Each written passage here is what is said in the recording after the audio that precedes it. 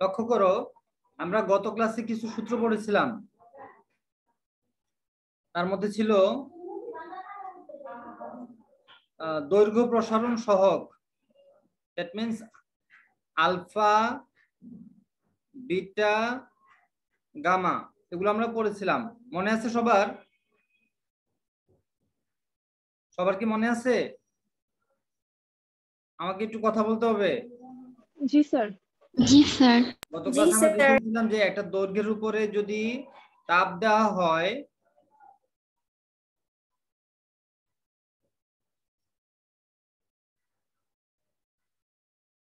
তখন কি হয়, তার সামান্য পরিমাণ দৈর্ঘ্যে বৃদ্ধি পায়।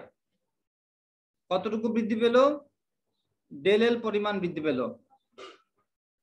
আদি দৈর্ঘ্য যদি এল হয় আর তাপমাত্রা বৃদ্ধিটা যদি ডেলটি হয়, তাহলে হিসেব করে দেখা গেছে যে পরিমাণ বৃদ্ধি পাবে সেটা তার আদি দৈর্ঘ্য এবং তাপমাত্রা বৃদ্ধির সমানুপাতিক। মনে আছে সবার এই কথাটুকু? এতটুকু কথা সবার মনে আছে? ওকে, মুখে বলো সবাই, মনে আছে? জি স্যার। আচ্ছা, থ্যাংক ইউ। এখন দেখো, এই সমানুপাতিক চিহ্নটা যদি উঠাই দিই তাহলে কি করতে হয়? একটা ধ্রুবক ব্যবহার করব, equal alpha L del T. তাহলে আলফা ইজ ইকুয়াল টু, আচ্ছা কেউ যদি এখানে এল নট ব্যবহার করো হবে এল বা বড় এল, মানে তুমি ওই আদি দৈর্ঘ্যটাকে যে কোনো একটা প্রতীক দ্বারা ব্যবহার করলেই চলবে। আচ্ছা, তাহলে আলফা ইজ ইকুয়াল টু কি হবে? Del L by L naught, অথবা আদি দৈর্ঘ্য এল দ্বারা প্রকাশ করলাম ডেল টি। এই হইতেছে আলফার সূত্র। তোমরা যদি এল নট দ্বারা প্রকাশ করতে চাও করতে পারো। এল নট, নট দিয়ে বোঝাচ্ছি আদি দৈর্ঘ্য। আমি কি নট ব্যবহার করব? কি বলো? জি স্যার করেন।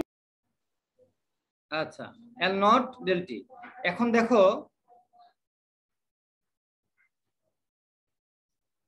Del L by L not del T. একইভাবে বিটার ক্ষেত্রে কি হবে? এটা হচ্ছে ক্ষেত্র প্রসারণ সহগ, del A by A naught del T. আর গামার ক্ষেত্রে কি হবে? Del V by V naught del T. আচ্ছা, একটু বলো ডেল এল দ্বারা কি কি বোঝায়? সবাই বলো ডেল এল দ্বারা কি বোঝায়?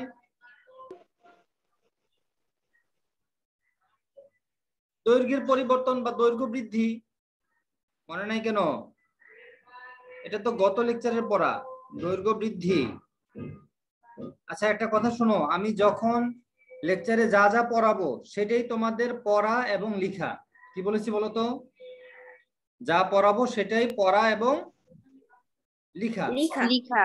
আচ্ছা, এল নটটা কি? এখানে এল নট আদি দৈর্ঘ্য, আদি দৈর্ঘ্য। আচ্ছা, আলফাটা কি? আলফা এটা হচ্ছে দৈর্ঘ্য প্রসারণ সহগ। হ্যাঁ, দৈর্ঘ্য প্রসারণ সহগ। এটা হচ্ছে ক্ষেত্র প্রসারণ সহগ, ক্ষেত্র প্রসারণ সহগ। আর এটা হচ্ছে আয়তন প্রসারণ সহগ। আচ্ছা, এবার বলো ডেলে মানে কি? ডেলে, ডেলে মানে কি? ক্ষেত্রফলের পরিবর্তন বা বৃদ্ধি। ক্ষেত্রফল বৃদ্ধি, ভেরি গুড। বা পরিবর্তন, ক্ষেত্রফল বৃদ্ধি। আর ডেল ভি কি? আয়তন বৃদ্ধি। ডেলটি তো তাপমাত্রা বৃদ্ধি বা তাপমাত্রা পরিবর্তন। আর ভিনটটা মানে কি? ভিনট আদি আয়তন। আর এ নট মানে কি? এ নট আদি ক্ষেত্রফল। আদি ক্ষেত্রফল, ভেরি গুড। এইগুলো আমাদের গত ক্লাসে পড়া ছিল। আচ্ছা, এখন আমি একটু রিভিশনের জন্য একটা ম্যাথ করে তারপরে পরবর্তী লেকচারে চলে যাচ্ছি। ধরো এই আদি দৈর্ঘ্যটা আমি দিয়ে দিলাম 10 মিটার। তাপমাত্রা বৃদ্ধি দিলাম 10 কেলভিন। আচ্ছা, মনে রাখবে একটা গুরুত্বপূর্ণ কথা বলে দিই তোমাদেরকে। তাপমাত্রা বৃদ্ধি যদি ডিগ্রি সেলসিয়াসে দেওয়া থাকে, সাপোজ 10 ডিগ্রি সেলসিয়াস বলে দিলাম তাপমাত্রা বৃদ্ধি, তাহলে তাপমাত্রা বৃদ্ধি যদি ডিগ্রি সেলসিয়াসও থাকে, যে কথা কেলভিন এককে ওই একই মান হবে। আমার কথাটা কি ক্লিয়ার? সবাই কি আমার কথা বুঝতে পেরেছো? আচ্ছা, কিভাবে দেখো, স্যার একটু আরেকবার বলবেন, বুঝতে পারিনি। আচ্ছা খেয়াল করো তাহলে। ধরো 10 ডিগ্রি সেলসিয়াস, তার সাথে 273 যোগ করলাম, কেলভিনে কনভার্ট করলাম। ওকে, ঠিক আছে? জি স্যার, জি স্যার। আচ্ছা, আগে ছিল মনে করো 0 ডিগ্রি সেলসিয়াস, তাহলে 0 থেকে পরিবর্তন করেছি কত? 10। তাহলে পার্থক্য কত বলো? 10। 10। 10। এখন 0-র সাথে 273 যোগ করব, কেলভিন এককে কনভার্ট করলাম। এখন যদি বিয়োগ করো তাহলে কত হবে? এখানে হয়ে গেল 283 আর এখানে হচ্ছে 273। তাহলে পার্থক্য বা বিয়োগ করলে কত হবে? 10 কেলভিন, ঠিক না? জি স্যার। জি স্যার। তার মানে কি, ডিগ্রি সেলসিয়াসে পার্থক্য যা, কেলভিন স্কেলে পার্থক্য তা। এই কথাটা লিখে রাখো। ডিগ্রি সেলসিয়াসে পার্থক্য যা, কেলভিন স্কেলে পার্থক্য তাই। ক্লিয়ার? জি স্যার। ওকে, তাহলে এখন আমি এখানে দিয়ে দিলাম তাপমাত্রা বৃদ্ধি হচ্ছে 10 কেলভিন, আর দৈর্ঘ্য বৃদ্ধি আচ্ছা,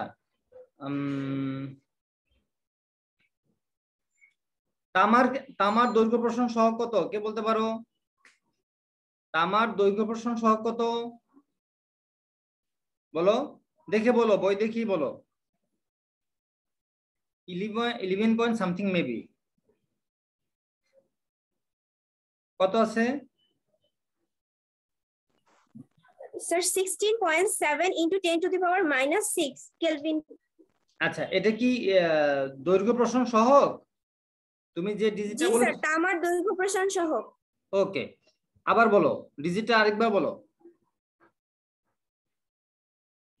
16.7 into 10 to the power -16.7 into 10 to the power minus কত? -6 পার কেলভিন। আচ্ছা,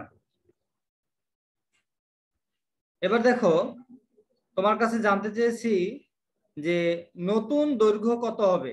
কি জানতে চেয়েছি বলো? নতুন দৈর্ঘ্য কত? নতুন দৈর্ঘ্য কত হবে? কত হবে? হোয়াট? এটা তোমার কাছে জানতে চেয়েছি। তাহলে আমাদের দৈর্ঘ্য বৃদ্ধি হয়েছে কত? ডেল এল পরিমাণ, আর আদি দৈর্ঘ্য ছিল কত? 10। তাহলে আমরা এখান থেকে ডেল এলটা বের করতে পারি এই সূত্র দিয়ে। এই সূত্র থেকে ডেল এলটা বের করতে পারি কি না? তাহলে দেখো তো, নতুন দৈর্ঘ্য যদি L1 হয়, তাহলে আদি দৈর্ঘ্য ছিল L0, তার সাথে ডেল এল যোগ হবে, ঠিক কিনা? কথা কি ঠিক? কি বলো সবাই, বলো ঠিক আছে? এতটুকু বুঝতে পেরেছো?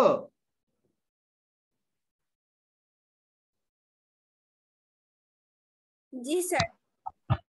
জি স্যার। আচ্ছা, এখন দেখো এখানে L0 এর মান দেওয়া আছে কত? L0 এর মান কত? 10। ডেল এল,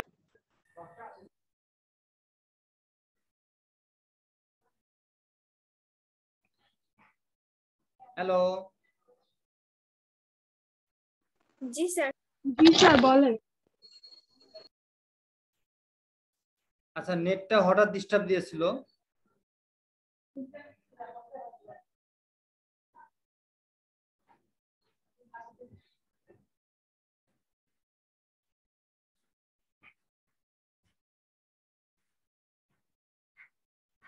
আচ্ছা তাহলে আমাদের ডিজিটগুলো একটু বলো তো।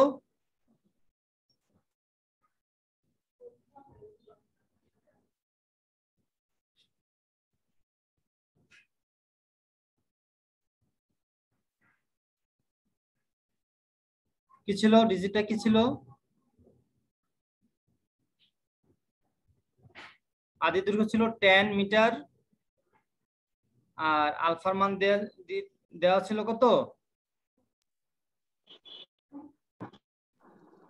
16.7 into 10 to the power minus minus 16.7 into 7 10 inverse 6 Kelvin. Simple.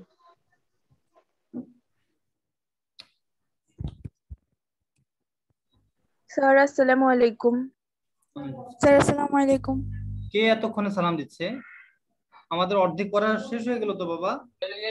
Sir আমরা এতক্ষণ ওয়েটিং রুমে বসেছিলাম। কেন তুমি ওয়েটিং রুমে থাকবে? স্যার আমি একদম ক্লাস শুরু থেকে ওয়েটিং রুমে। না না না, তুমি ভুল বলেছো।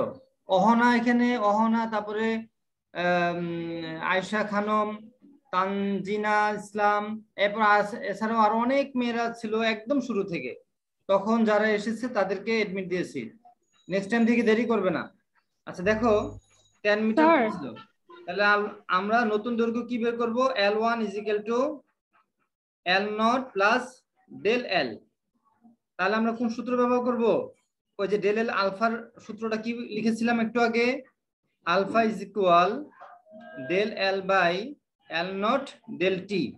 সেখান থেকে del L equal to L not del T into alpha. তাহলে মান বসে দাও, L nought plus alpha L not del T is equal to L nought common 1 plus alpha del T. তাপমাত্রা বৃদ্ধি দিয়েছিলাম কত? ডেল টি এর মান কত দিয়েছিলাম? 10 কেলভিন দিয়েছিলাম, তাই না? আচ্ছা এখান থেকে এল নট এর মান কত? 10 মিটার। 1 প্লাস আলফার মান কত? 16.7 ইন্টু 10 ইনভার্স 6, আর ডেল টি এর মান কত? 10। কত আসে আমাকে রেজাল্টটা বলে ফেলো, কত আসে? স্যার আপনি কি রেকর্ডটা ইউটিউবে ছাড়বেন? হ্যাঁ ছেড়ে দিব ইনশাআল্লাহ। কত আসে আচ্ছা, রেজাল্টটা বলো।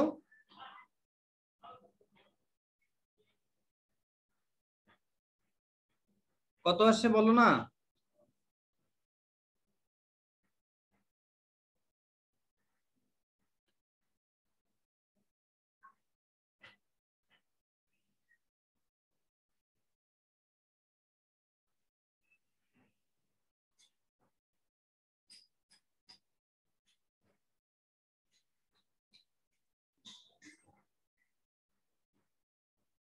হয়নি এখনো?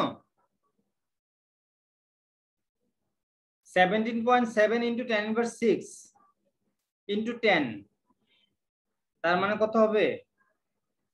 17.7 ইন্টু 10 ইনভার্স 5, তার সাথে 10 গুণন, তার মানে হবে 17.7 ইন্টু 10 ইনভার্স 4। মেবি এটা আসবে, দেখো তো এটা আসছে কিনা তোমাদের। তোমাদের কি এটা আসছে? এই রেজাল্ট আসছে?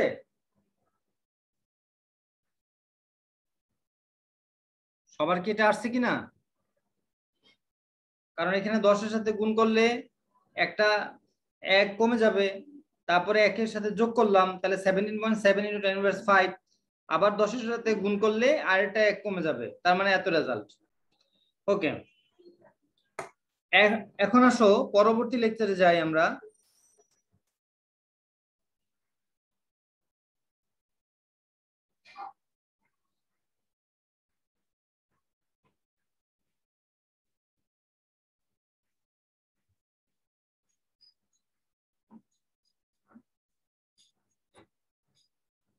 এখনো যদি মেয়েরা জয়েন করে তাহলে এটা হলো, তোমরাই বলো। ক্লাসের শুরুতেই আসতে হবে, হ্যাঁ।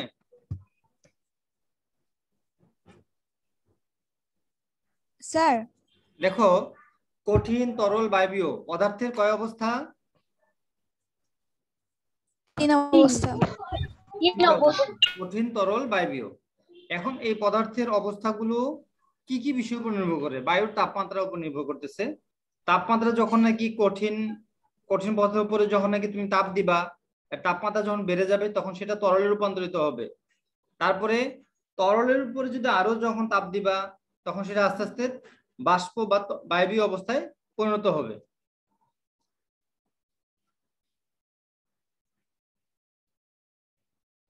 আচ্ছা, এখন দেখো এখানে তাপ দেওয়া হচ্ছে, তরল আস্তে আস্তে কিসে রূপান্তরিত হচ্ছে? বাষ্পে। ফার্স্টে বরফ ছিল, বরফ থেকে পানি হলো, পানি থেকে জলীয় বাষ্পে রূপান্তরিত হচ্ছে। এখন তোমরা আজকে এগুলো জানতে পারবে, এই পদার্থের অবস্থা পরিবর্তনে তাপের প্রভাব, গলন, বাষ্পীভবন, ঘনীভবন, স্ফুটন, বাষ্পায়ন, গলনাঙ্কের উপর চাপের প্রভাব, আর হচ্ছে গলনের সুপ্ততাপ এবং বাষ্পীভবনের সুপ্ততাপ বিশ্লেষণ করতে পারবে। আচ্ছা, এটা তো সিম্পল যে বরফকে যখন নাকি পানিতে কনভার্ট করা হয় অবশ্যই তাপ প্রয়োজন হবে এবং তাপমাত্রা বৃদ্ধির সাথে সাথে সেটা কঠিন থেকে তরলে রূপান্তরিত হবে। একইভাবে ওই পানিকে যখন নাকি তুমি আরো তাপ দিতে থাকবে ধীরে ধীরে সেটা কি হবে? বাষ্পে রূপান্তরিত হতে থাকবে। আচ্ছা, এখানে কিছু ম্যাথ আছে, আমি এই জায়গায় একটু ম্যাথ গুলো করাই নেই।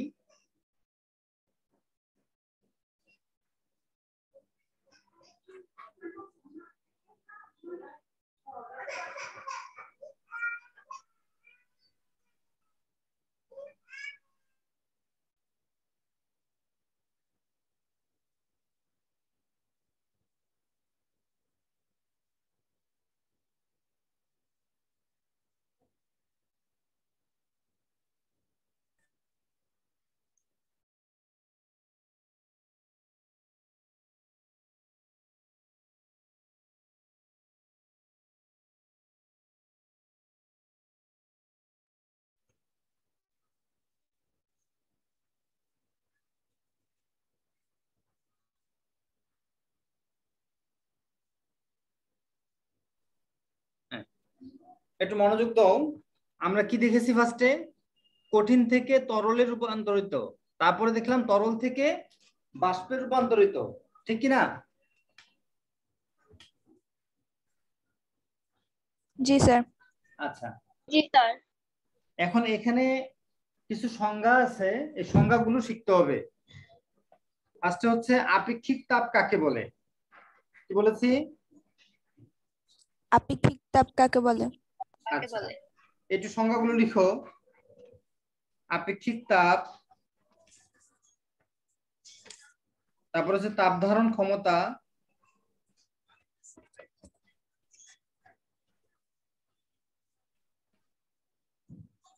তারপর হচ্ছে বাষ্পীভবন,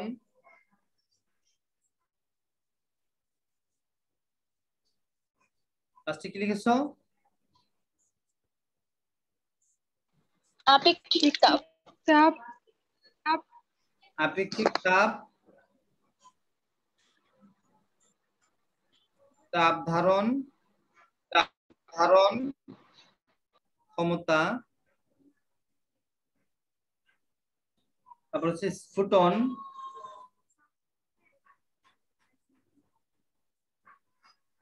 বাষ্পীভবন।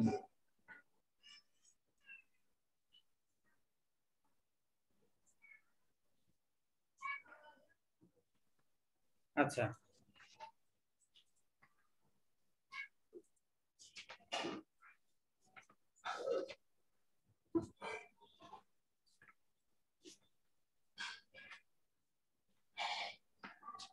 লিখেছো সবাই? জি স্যার। আচ্ছা, তো এখন লক্ষ্য করো, -5°C তাপমাত্রার আমি একটা ম্যাথ দিয়ে সম্পূর্ণটা বোঝানোর চেষ্টা করতেছি। 1 কেজি বরফকে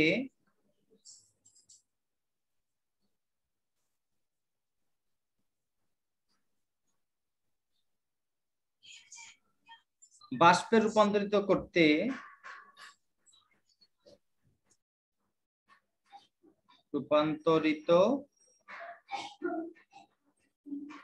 বা হতে কত তাপ প্রয়োজন?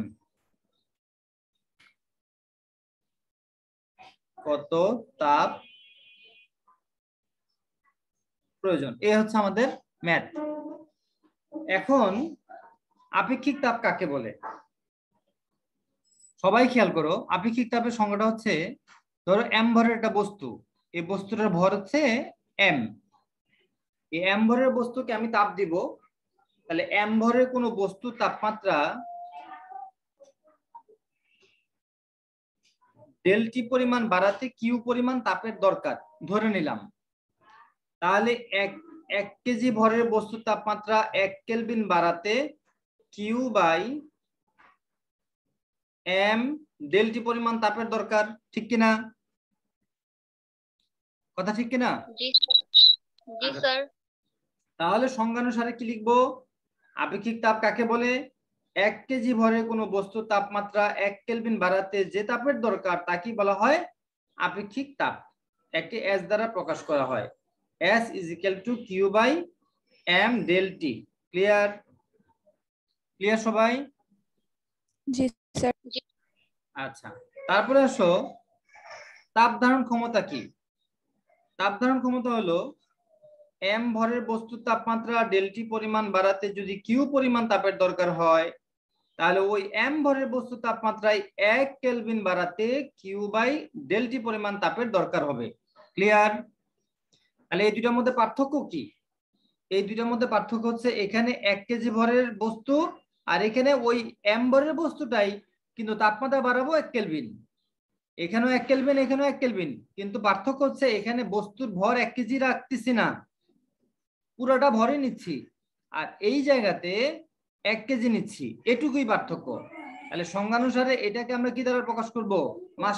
মাসরাত আহমেদ, মাসরাত তুমি কোথায় তাকিয়েছো? এদিকে খেয়াল করো, এদিক সেদিক তাকালে তো বাবা বুঝতে পারবে না, এটা তো ফিজিক্স, এটা তো কোনো থিওরি না যে তুমি ডান বাম তাকানোর পরেও জিনিসটা ধরে ফেলতে পারবে, জিনিসটা এমন না। হ্যাঁ, এগুলা কিন্তু তোমাদের অ্যাসাইনমেন্টে এফেক্ট করে। মনোযোগের সাথে যারা নাকি খেয়াল করো না, হ্যাঁ, তাদের কিন্তু অ্যাসাইনমেন্টটা ভালো হয় না। এই জন্য ভালো করে খেয়াল করো, বেসিকটা বোঝার চেষ্টা করো। এখানে খুব ভালোভাবে বুঝে দেওয়ার চেষ্টা করা হচ্ছে। এটা যদি ধরে ফেলতে পারো, তখন তুমি এই বেসিকটা তোমার এই অ্যাসাইনমেন্টে এটার প্রতিফলন ঘটবে।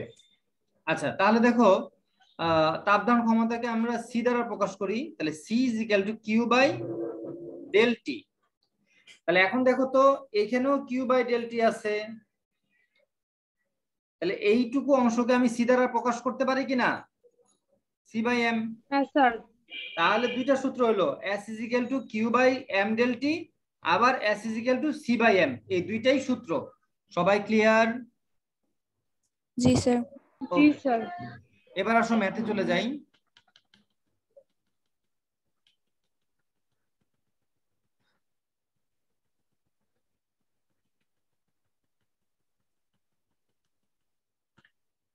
আচ্ছা, কি বলেছি?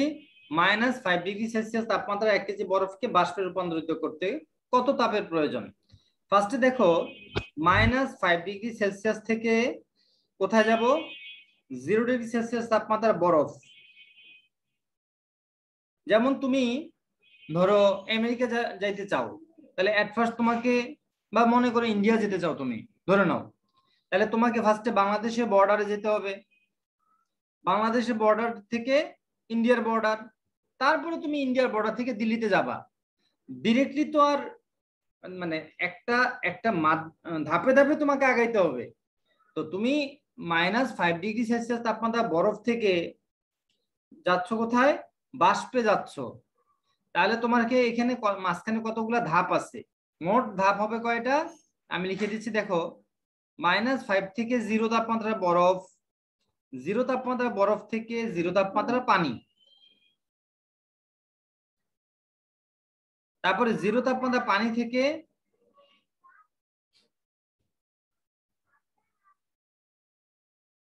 0 তাপমাত্রা পানি থেকে যাব কিসে? 100 তাপমাত্রা পানি, এরপর 100 তাপমাত্রা পানি থেকে যাব 100 তাপমাত্রার বাষ্প। এই হচ্ছে টোটাল 4টা ধাপ। ম্যাথ করার সময় কিভাবে লিখবো এইভাবে যে -5 ডিগ্রি সেলসিয়াস তাপমাত্রার বরফ 0 ডিগ্রি সেলসিয়াস তাপমাত্রা বরফে রূপান্তরিত হতে প্রয়োজনীয় তাপ, সেটা কি Q1 = ms del T। মনে রাখবে কিছুক্ষণ আগে আমরা এই সূত্রটা বলেছি, S = কি শিখেছি, Q/m del T, এটা শিখেছি না কিছুক্ষণ আগে শিখলাম। কিন্তু তাহলে Q = ms del T লিখতে পারি। তাহলে এখানে m এর মান দেওয়া আছে, s এর মান জানি, বরফের আপেক্ষিক তাপ হচ্ছে 2100, তাহলে মান বসায় দাও 1 × 2100 × del T। তাপমাত্রা পার্থক্য কত, -5 থেকে 0 তাপমাত্রা বরফ। আচ্ছা মনে রাখবে বেশি তাপমাত্রা বিয়োগ কম তাপমাত্রা। আমার ছোটকালে এখানে একটা ভুল করেছিলাম, আমি যখন স্টুডেন্ট ছিলাম তখন এখানে আমি একটা ভুল করেছিলাম, সেটা দেখো কি করেছিলাম, এই 0 - 5 লিখেছিলাম, আসলে 0 - 5 না, সেটা কি, সেটা হচ্ছে এরকম 0 - -5, ওই যে মাইনাসে মাইনাসে এটা প্লাস হয়ে যায়। কথা বুঝতে পেরেছো? আমার এখানে আমি ছোটকালে এই জায়গায় আমার ভুল হয়েছিল, আমার এখনো মনে আছে। আজকে থেকে কত বছর আগের কথা, সেই 2000 সালের কথা, প্রায় মানে আজকে থেকে প্রায় 21-22 বছর আগের কথা। হ্যাঁ, তো আমাদের টিচাররা আমাদেরকে আমার এই ভুলটা ধরে দিয়েছিল, এই জন্য আমার মনে আছে। তো আমিও তোমাদেরকে সাবধান করে দেই যে এখানে মাইনাসে মাইনাসে প্লাস হয়ে যাবে, এটা যেন তোমাদের আবার ওই 0 - 5 যেন না দাও, তাহলে কিন্তু রেজাল্ট মাইনাসে এসে পড়বে, তাপের আনসার মাইনাসে আসবে না। এই ক্ষেত্রে মাইনাস আসবে না, যেহেতু তুমি এখানে তাপ দিচ্ছ, কারণ বরফ থেকে তুমি আস্তে আস্তে বাষ্পে রূপান্তরিত করতেছো, তাহলে তোমার তাপ দিতে হবে। আচ্ছা দেখো এবার এই মানগুলো বসানোর পরে যে রেজাল্ট আসে সেটা লিখবো। তারপরে 0 তাপমাত্রা পানি থেকে 0 তাপমাত্রা বরফ থেকে, এটা তো বরফ, এটা কি বরফ না, ওই যে 0 তাপমাত্রা বরফটাকে এবার কিসে কনভার্ট করব বলো, 0 তাপমাত্রা পানিতে কনভার্ট করব। তাহলে এই ক্ষেত্রে প্রয়োজনীয় তাপ, মনে রেখো যে যখন তাপমাত্রার পরিবর্তন হয়, তখন হচ্ছে এই সূত্র, আর যখন নাকি তাপমাত্রার পরিবর্তন হয় না কিন্তু অবস্থার পরিবর্তন হয়, তখন হচ্ছে MLF এর সূত্র, MLF। এখন আবার জিজ্ঞেস করতে পারো স্যার LF-টা কি? LF-টা হচ্ছে গলনের সুপ্ত তাপ। LF মানে কি? গলনের সুপ্ত তাপ। আচ্ছা, তাহলে গলন কাকে বলে? গলন হচ্ছে কোনো পদার্থের কঠিন অবস্থা থেকে তরল অবস্থায় রূপান্তরিত হওয়াকে গলন বলে। কি বলেছি? কোনো পদার্থের কঠিন অবস্থা থেকে তরল অবস্থায় রূপান্তরিত হওয়াকে গলন বলে। ক্লিয়ার সবাই? আর গলনের সুপ্ততাপ বা গলনের আপেক্ষিক সুপ্ততাপ মানে হচ্ছে তুমি এই কোন তরল থেকে কঠিনে রূপান্তরিত করতে কি হয়, তাপ প্রয়োজন হয়, ঠিক কি না? এই তাপ যা বস্তুর তাপমাত্রার পরিবর্তন না ঘটিয়ে অবস্থার পরিবর্তন ঘটায়, তাই হচ্ছে সুপ্ত তাপ। অর্থাৎ সহজ ভাষায় আমি বলে দিই, যে তাপমাত্রায়, লক্ষ্য করো, যে তাপমাত্রায় বস্তুর অবস্থার পরিবর্তন হয় কিন্তু তাপমাত্রার পরিবর্তন হয় না, যে তাপ প্রয়োগ করলে বা যে তাপে বস্তুর অবস্থার পরিবর্তন হয় কিন্তু তাপমাত্রা পরিবর্তন হয় না, তা কি বলা হয়? গলনের আপেক্ষিক সুপ্ত তাপ। আর এই পানির ক্ষেত্রে, বরফ থেকে পানির ক্ষেত্রে এই LF এর মান হচ্ছে 3.36 × 10⁵। তাহলে m এর মান 1,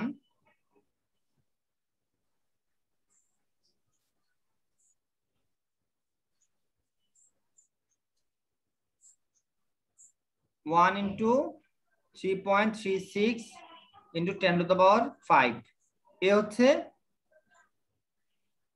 এই 0 তাপমাত্রা বরফ থেকে 0 তাপমাত্রা পানিতে রূপান্তরিত হতে প্রয়োজনীয় তাপ। এই মানটাও তোমরা বের করবা। তারপরে 0 তাপমাত্রা বরফ থেকে 0 তাপমাত্রা পানিতে কনভার্ট হতে প্রয়োজনীয় তাপ কত? Q3 = এখানে দেখো তো তাপমাত্রা পরিবর্তন হয়েছে কিনা বলো। জি স্যার। তাহলে কোন সূত্র নিব? ms del T। Very good, thank you তোমাকে, ms del t। তাহলে এখানে m এর মান কত 1, s এর মান কত? মনে রেখো যখন নাকি পানি, এটা তো পানি হয়ে গেল, যখন পানি থেকে পানি থাকবে অর্থাৎ তাপমাত্রা পরিবর্তন হবে, অবস্থার পরিবর্তন হবে না, তো পানির আপেক্ষিক তাপ হচ্ছে 4200। কত? 4200 ইন্টু ডেলটি কত? আমি কিছুক্ষণ আগে বলেছি তাপমাত্রা পার্থক্য ডিগ্রি সেলসিয়াসে যা কেলভিন স্কেলে তাই। তাহলে 100 degree Celsius minus 0 degree Celsius পার্থক্য কত? 100। তার মানে 100 ডিগ্রি সেলসিয়াসই থাকবে। তাহলে ডিগ্রি সেলসিয়াসে যা কেলভিন স্কেলে সে একই একক হবে। তাহলে এখানে 100 লিখে দিলাম, এত জুল। এটাও গুণ করে বের করব। লাস্ট ধাপ হচ্ছে 100 তাপমাত্রা পানি থেকে 100 তাপমাত্রা বাষ্পে রূপান্তরিত হতে প্রয়োজনীয় তাপ। আমি কিছু কথা মুখে বলে দিচ্ছি, কিছু কথা লিখে দিচ্ছি। এই কথাগুলো লিখতে হবে যে 100 তাপমাত্রা পানি থেকে 100 ডিগ্রি সেলসিয়াস তাপমাত্রা বাষ্পে রূপান্তরিত হতে প্রয়োজনীয় তাপ Q4 is equal mLV। এই LV হচ্ছে ভিতে ভেপর বোঝায়, অর্থাৎ বাষ্পীভবনের আপেক্ষিক সুপ্ত তাপ। কি বলেছি বলো? বাষ্পীভবনের আপেক্ষিক সুপ্ত তাপ। আচ্ছা, এখন দেখো বাষ্পীভবন কাকে বলে? কোন পদার্থের তরল অবস্থা থেকে বায়বীয় অবস্থায় পরিবর্তনকে বাষ্পীভবন বলে। কি বলেছি? কোন পদার্থের তরল অবস্থা থেকে বায়বীয় অবস্থায় পরিবর্তনকে বাষ্পীভবন বলা হয়। ক্লিয়ার?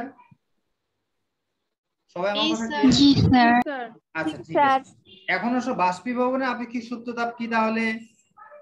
এটা হচ্ছে যে পানির তাপমাত্রা স্ফুটনাঙ্কে পৌঁছে যাওয়ার পর যদি তাপ সরবরাহ বন্ধ করে দেওয়া হয় তাহলে পানির অবস্থান্তরও বন্ধ হয়ে যাবে, অর্থাৎ পানি আর বাষ্পে পরিণত হবে না। এখন এই ক্ষেত্রে এই পানির যখন নাকি বাষ্পে রূপান্তরিত হবে তখন এই এলভি এর মানটা হইতেছে 2.26। আগে এম এর মান বসাই দাও 1, আর এইটার মান হচ্ছে 2.26 ইন্টু 10⁶। এই মানগুলো তোমাদেরকে মুখস্থ রাখতে হবে, এত জুল। আচ্ছা, এখন এই টোটাল তাপ গুলো যোগ করে ফেলতে হবে, Q1 plus Q2 plus Q4 sorry Q3 plus Q4। এই চারটা মান বের করার পরে যা আসবে সেটাই রেজাল্ট। ক্লিয়ার? নিজেরা করবে। এখন আমার কথা বুঝতে পেরেছো সবাই? সবাই কি বুঝতে পেরেছো? ওকে, তাহলে এই ম্যাথটা তোমরা SW আর এই ধাঁচের বোর্ড পরীক্ষা বোর্ড প্রশ্ন থেকে আরো 5টা ম্যাথ 2019 সালের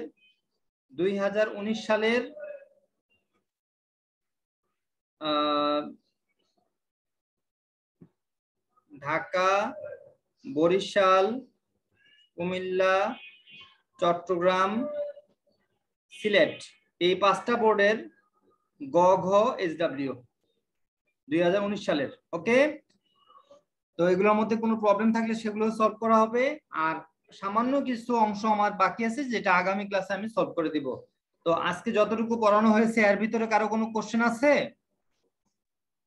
না স্যার। Okay, thank you. এখন সবাই রোল কলের জন্য প্রস্তুত হও।